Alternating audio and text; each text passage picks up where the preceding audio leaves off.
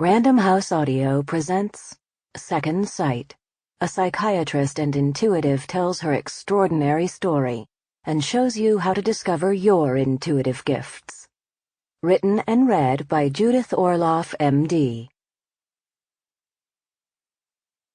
It was 3 a.m., the summer of 1968, a magical Southern California night. I was 16 years old and had spent the weekend partying at a friend's house in Santa Monica. I was restless. I wanted something to do. A young blonde man I'd met only an hour before invited me to go for a ride up into the hills. We jumped into my green Austin Mini Cooper, my companion at the wheel, and took off for Tuna Canyon, one of the most desolate spots in the Santa Monica Range. The road snaked up into the mountains to an elevation of about 1,500 feet. We can see the entire Malibu coastline laid out before us. The higher we climbed, the more treacherous the curves of the road became, but we were paying little attention, high on a potent amphetamine we'd taken an hour before.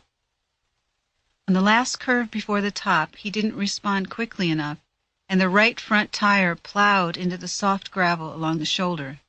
The car lurched wildly as he wrestled with the steering wheel in a frantic effort to regain control. He slammed on the brakes.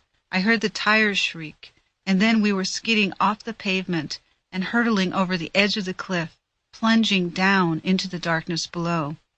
I recall only fragments of what happened next. I do know that time slowed down. The night sky was swirling beneath my feet instead of above me. The horror of my predicament never really registered. Instead, something shifted. I found myself standing in a sort of tunnel, feeling safe and secure. Although I could hear the wind rushing past the open windows of the car, I was now suspended in this peaceful sanctuary while we fell through space toward the canyon floor. I looked around the tunnel now surrounding me. Its translucent walls appeared to extend endlessly in both directions, comprised of a swirling, vaporous material. I felt utterly at peace, contained and self-contained, in a place that seemed to be going on forever. The car bounced off huge boulders, turning end over end as we plummeted down the mountainside, and yet I never perceived that I was in the slightest danger. Protected by the shelter of the tunnel, I remained in a void, not knowing if this was life or death. As abruptly as I'd been pulled into it, I was jolted out of the tunnel and back into the present, just as the car crashed down on solid ground. With a high shuddering bounce and a grating sound of steel against rock, we careened to a grinding halt, the front wheels of the car projecting over a narrow ledge. We were precariously balanced, actually teetering on the precipice. We had to get out of there fast. A live oak tree was our only available support. Without looking back, I grabbed onto its branches and managed to pull myself out of the mangled car. My companion close behind, we scrambled up the side of the cliff. We should have been killed. Instead, we were walking away with hardly a scratch, and already the image of the tunnel haunted me. Very relieved to be on solid ground again, we were soon able to hitchhike a ride down the winding canyon roads back into the city. I have little recall of that trip. I replayed the accident over and over in my mind, unable to account for how we could still be alive.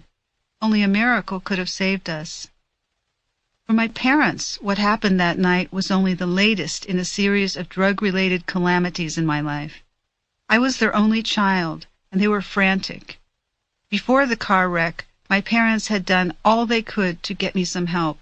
I just wouldn't listen, was convinced my parents were incapable of truly understanding my inner struggles, perhaps because I didn't understand them myself.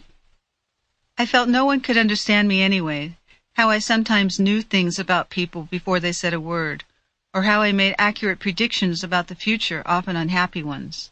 My father never gave these predictions much credence, or even said anything about them. But for my mother, my predictions made her uneasy, fearful that such talk would keep me from being normal. But my predictions made me no more comfortable than they made her.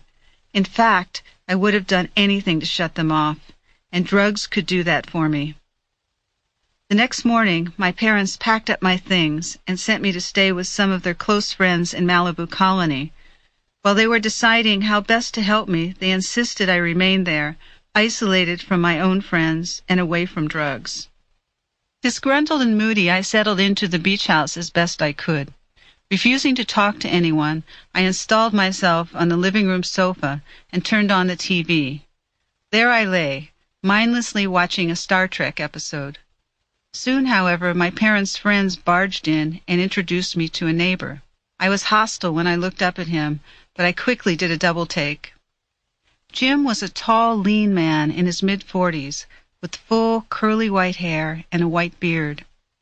Almost before I knew it, Jim was sitting on the couch beside me and gently asking me questions about myself. I instantly connected with Jim, felt some sort of magical alliance between us. But there was no way in the world I was going to admit that to anybody. Eventually he said goodbye, got up, and left. The next morning, my parents issued me an ultimatum. Either I had to agree to go into psychotherapy now, or they'd send me to live with relatives on the East Coast. I viewed therapy as a farce, but since I wanted to stay in Los Angeles at any cost, I reluctantly consented. Late that August afternoon in 1968, 2 months after my high school graduation, the three of us headed for Beverly Hills. Our destination was a modest 4-story office building. While sitting in the waiting room before the appointment, our tension mounted. Not a moment too soon, a familiar figure greeted us. Jim, our friend's neighbor in Malibu. He was the psychiatrist we were scheduled to see. I was furious. I felt I'd been tricked and set up. At the same time, I was strangely attracted to him, intrigued by my sense of our intangible rapport. Jim listened patiently to both my parents. Then he listened to me. I never once intentionally provoked him or cut him off. At the end of the hour, I surprised myself by agreeing to come back again, to try whatever therapy was supposed to be. Relieved that I was at last cooperating with them, my parents allowed me to move back into their home. But after a few months, Jim suggested that I stay in what he called a halfway house. He knew of 2 therapists, Pat and Ray, who rented rooms to people who were in transition and needed support. My parents were wary, but they'd made a decision to trust Jim, and so reluctantly agreed.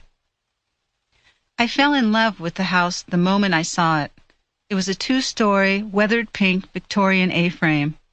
I quickly became friends with Pat and Ray, good-hearted hippies in their mid-30s with degrees in social work, who now devoted their lives to helping others. They welcomed me into their home. One day, after being in therapy about a year, I told Jim about a troubling dream I'd had when I was 9 years old. My nightgown is drenched in sweat as I bolt awake, knowing that my grandfather had just died. I can hear his voice saying goodbye to me over and over again as I struggle to get my bearings. It's the middle of the night. My bedroom is pitch black. I can't tell if I'm dreaming or if this is really happening. Almost too frightened to move, I drag myself from bed and run as fast as I can into my parents' room to give them this message. Instead of being upset by my announcement, my mother smiles and assures me, "You are having a nightmare. Grandpop's fine." A few hours later, my aunt calls to tell us that my grandfather has died of a heart attack. As I recounted the dream to Jim, he listened intently without flinching or recoiling. Unable to resolve this puzzle, I'd wondered if somehow I was to blame for my grandfather's death. Grandpop and I had always been close.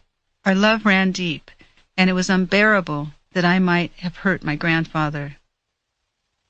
My capacity to bring up these feelings was enhanced by a growing romantic relationship I was developing with Terry, an artist I eventually moved in with for 2 years.